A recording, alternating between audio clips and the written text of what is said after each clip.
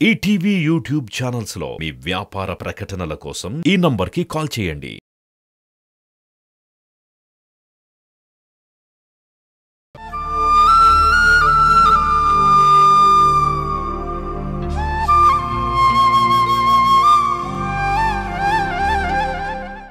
చదవండి uncle.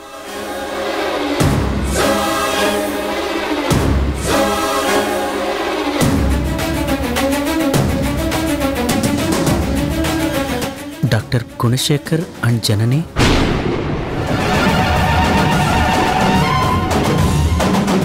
were wedding on 25th in the year 2001 Visakhapatnam.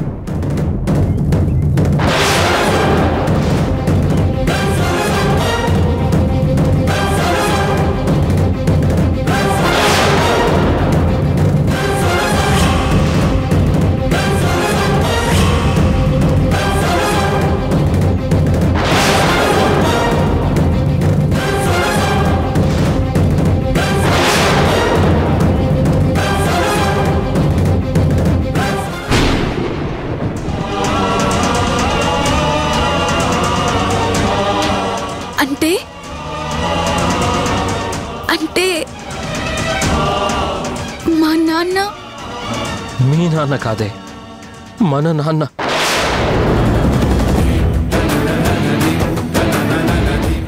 Doctor Mahipathi Gunasekhar. మన అమ్మ కనక మేడల జనని యోగా మాస్టర్.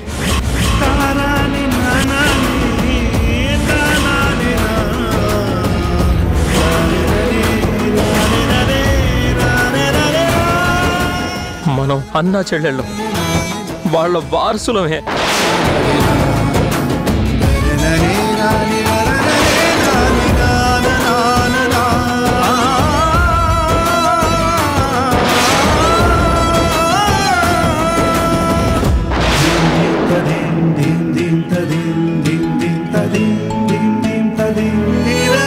మనిద్దరం అన్నా చెల్లెళ్ళం Madhu. Destiny, divine, super power, దేవుడు అంటారే. నేను నమ్మేవాడిని కాదు, కానీ ఇప్పుడు నాకు నమ్మకం కలిగింది. God is great. విధి విచిత్రం. ఎస్, మనిద్దరిని ఆ దేవుడే కలిపాడు మధు.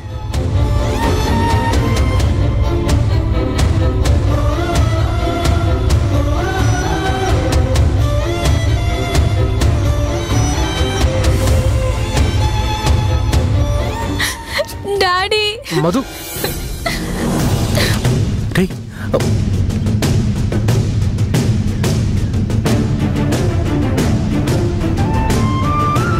మధు, మధు, మధు ఆగు. మధు, నా మాట విను. మధు ఆగు.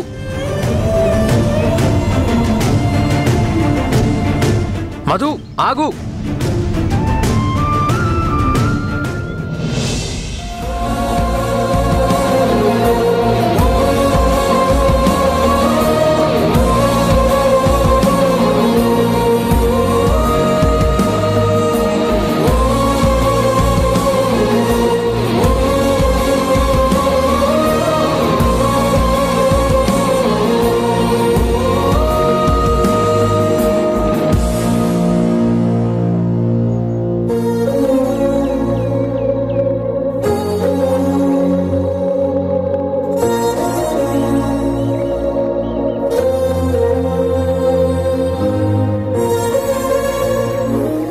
మధు,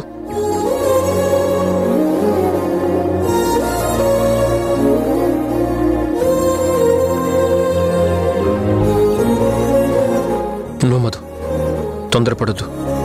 నేను చెప్పేది విను please Madhu. This is not the right time. నువ్వు ఏర్పాటు చేసిన నా పుట్టినరోజు నాడు నేను లేనని ఇంతగా గొడవ చేస్తున్నావే. నా పుట్టుకకు కారణమైన నా కన్న తండ్రి లేడని నేనెంతగా ఫీల్ అవ్వాలి? ఆ విషయం తప్ప నువ్వేదైనా అడుగు, ఎంత కష్టమైనా సరే తెచ్చేస్తాను. మీ నాన్నెవరు తెలుసా నీకు? అసలు మీ నాన్న ఉన్నాడా? ఎప్పుడైనా చూసావా? నువ్వెవరో మీ నాన్నకు తెలుసా?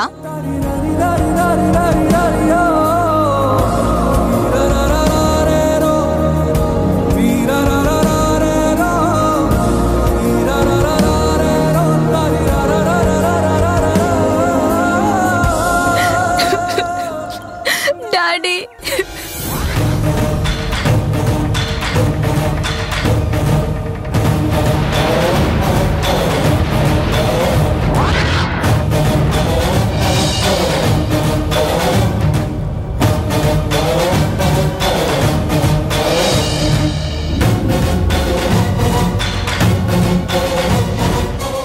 మధు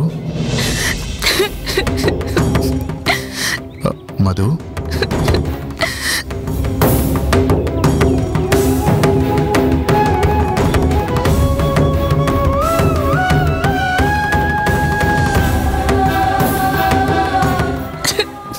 డాడీ, ఇప్పుడు కానీ మధు కానీ నోరు తెరిచి నిజం చెప్పేస్తే నాన్న రియాక్షన్స్ ఎలా ఉంటాయో తెలీదు. భగవంతుడా, నువ్వు ఉన్నావని నమ్మాను. ఇందాకే కదా చెప్పాను, కానీ వెంటనే పరీక్ష ఏంటిది?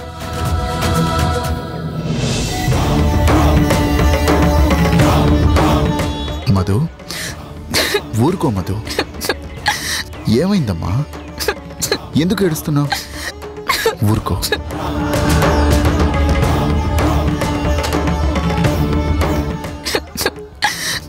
మధు,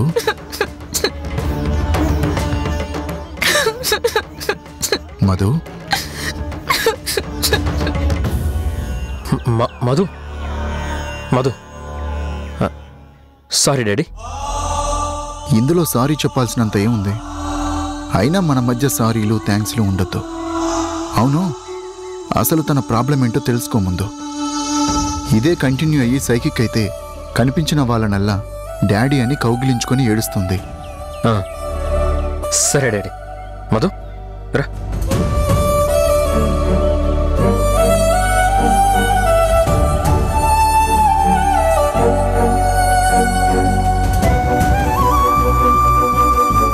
శివ, ఆ అమ్మాయి ఎందుకంత ఎమోషనల్ అయింది? పైన ఏం జరిగింది? ఇక్కడ జరిగిన వారే మళ్ళీ అక్కడ కంటిన్యూ అయింది. మాటల మధ్యలో ఫాదర్ టాపిక్, మదర్ టాపిక్ వచ్చింది.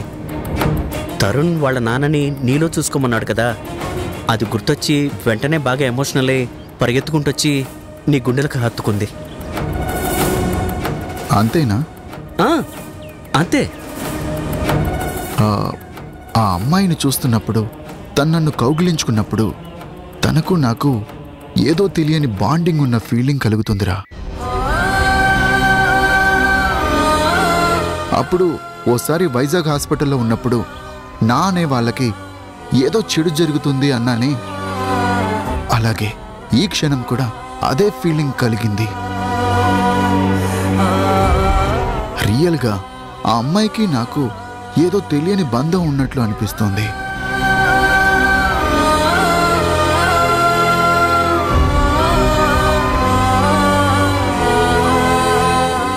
ఫీలింగు, బాండింగు, బంధం, నాకే విషయంలోనూ క్లారిటీ రావటం లేదు.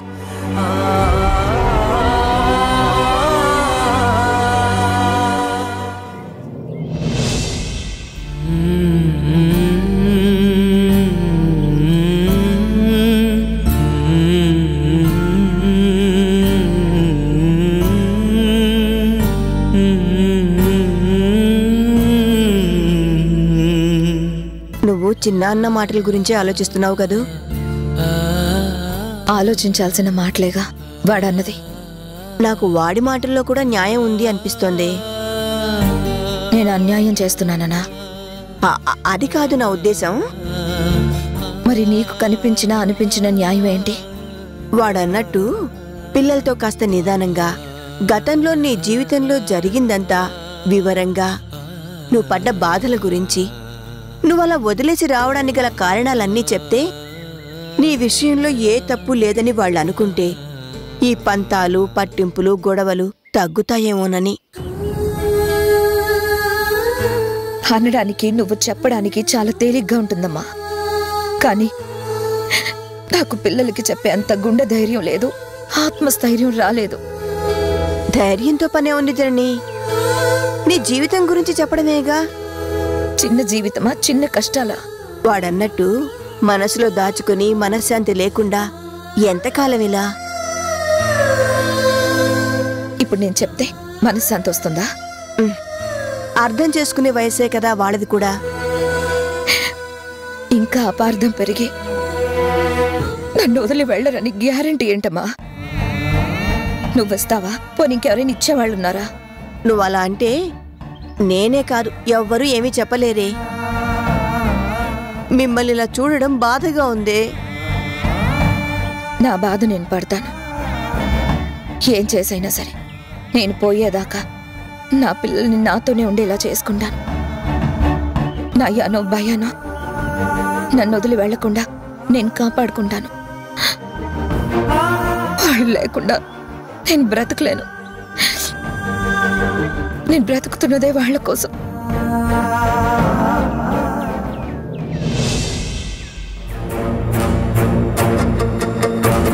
చిన్న చిన్న ఎక్కడికి రా? చెప్పి వెళ్ళే విషయం అయితే చెప్పే బయలుదేరుతానుగా. అంత చెప్పకూడని విషయం ఏంట్రా? వచ్చాక చెప్తాగా. నువ్వు కూడా చెప్పకుండా వెళ్ళేంత లెవెల్కి ఎదిగావా? నేను మేజర్ నన్న ఫీలింగ్ వచ్చిందా? నాకు ఎలాంటి ఫీలింగ్లు రాలేదు. నీతో అబద్ధం చెప్పలేను, అందుకే ఏం చెప్పకుండా వెళ్తున్నా. పోనీ నిజమేంటో చెప్పెళ్ళొచ్చు కదా. చెప్పకూడదనే వెళ్తున్నాను కదా. అమ్మ దగ్గర కూడా దాస్తున్నావా?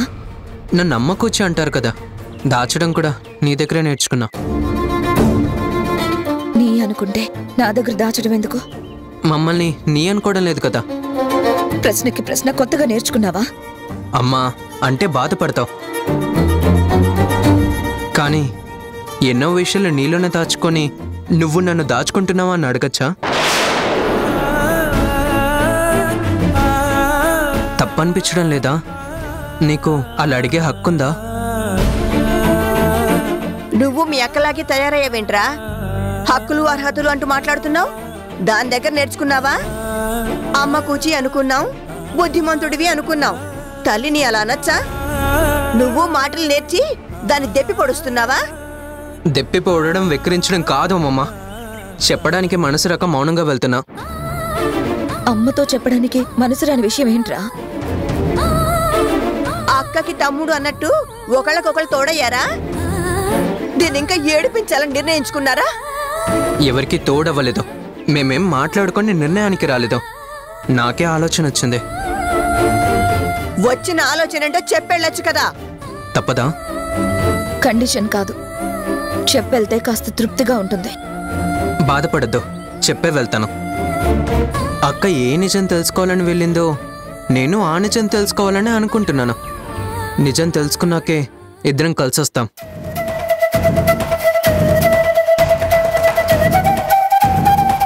నువ్వు సుతారంగా చెప్పినా అది సూటిగా చెప్పినా ఒక్కటే చెప్పారు కదరా.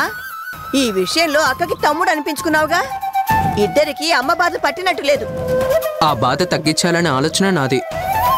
మీరు అర్థం చేసుకున్నా అపార్థం చేసుకున్నా నేను నిజం తెలుసుకోవడానికే వెళ్తున్నాను. అది తెలిసాకే తిరిగొస్తాను.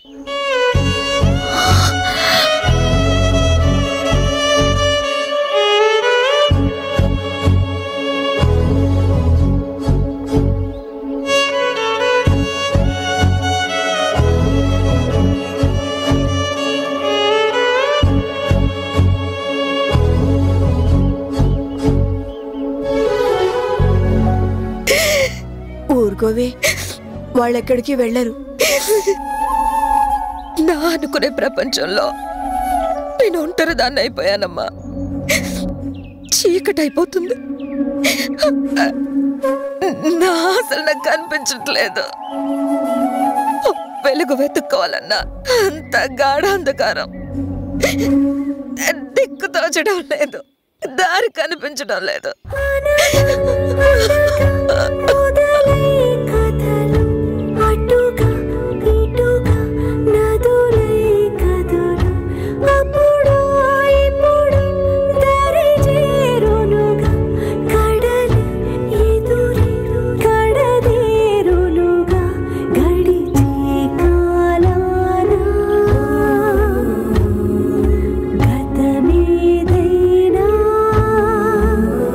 స్మృతి మాత్రమే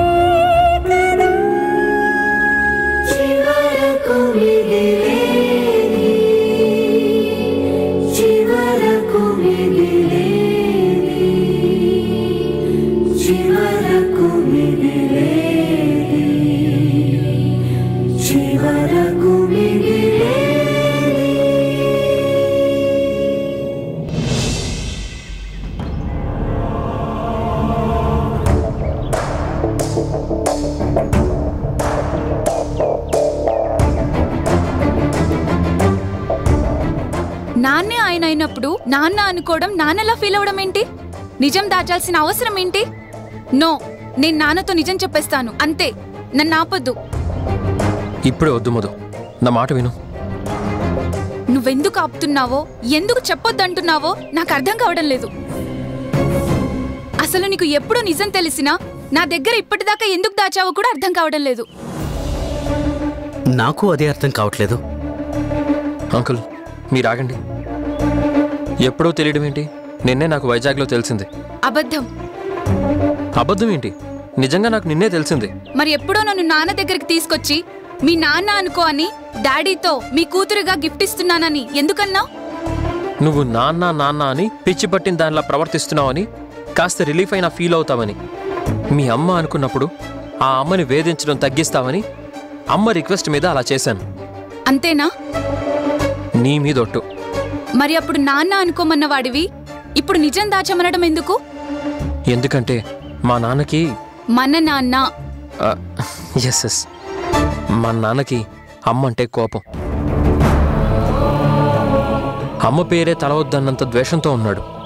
అమ్మకి నానంటే అంతే. తను నేను నాన్న ఎవరన్నప్పుడల్లా విరుచుకుపడేది. నాన్న ఎవరు, ఆయన పేరేంటి చెప్పు అని ఎన్నిసార్లు ప్రయత్నం చేసినా చెప్పలేదు. పైగా పేరు తలవద్దని మండిపడేది. ఇద్దరూ ఒకే అభిప్రాయంలో ఉన్నారు. నీకు అన్ని ఆయన గుణాలే అంటుంది, కానీ పొరపాటున కూడా పేరు చెప్పదు. నాన్న కూడా అంతే. ఆవిడ మొండితనం, అదే మూర్ఖత్వం అంటాడు గాని పేరు చెప్పడు. అంత బద్ధశత్రుత్వం వాళ్ళ మధ్య ఎందుకొచ్చిందో కూడా తెలీదు. ఎలా తెలుస్తాయి?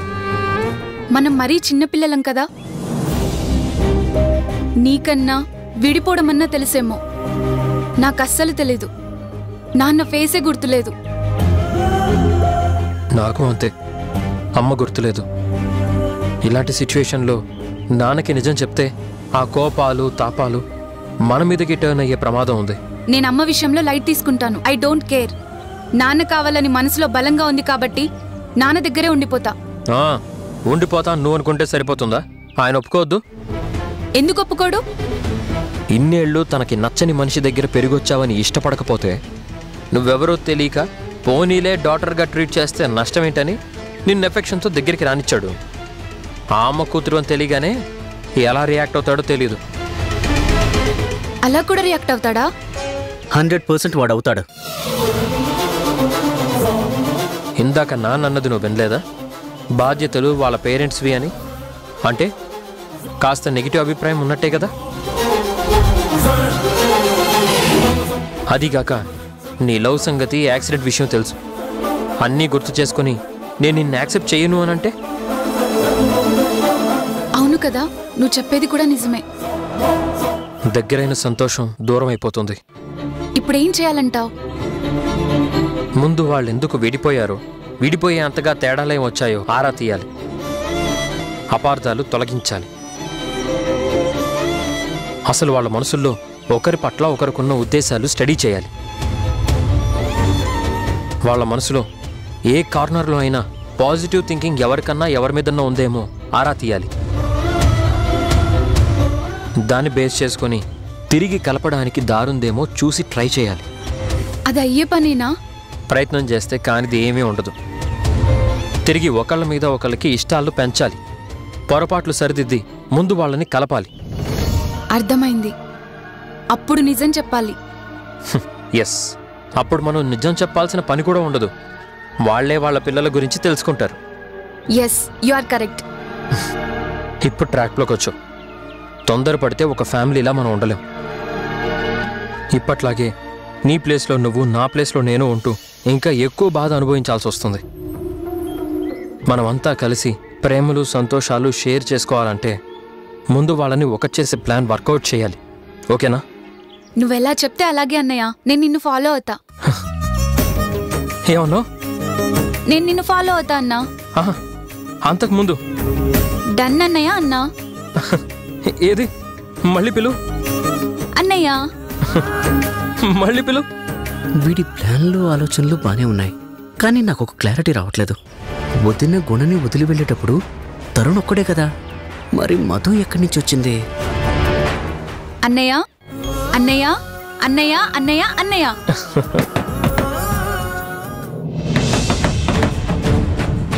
నాన్ననుకుంటా, అంతా విన్నాడేమో. నువ్వు టెన్షన్ పడుకో, ఆగు.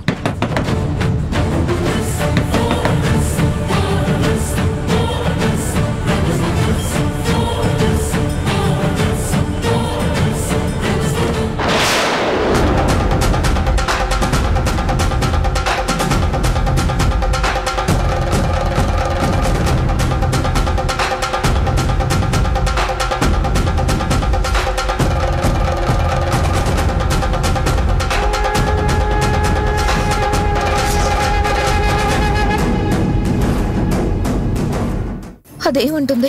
దాన్ని రమ్మంటే రానంటుంది. నాకు లొకేషన్ షేర్ చేయి, నేనొచ్చి దాన్ని బ్రతిమలాడు బామాలో ఇంటికి తీసుకొస్తాను. అమ్మేగా ఏమంటుంది? లొకేషన్ షేర్ చేయమంది, తనే వస్తానంది. చేసావా? అవును.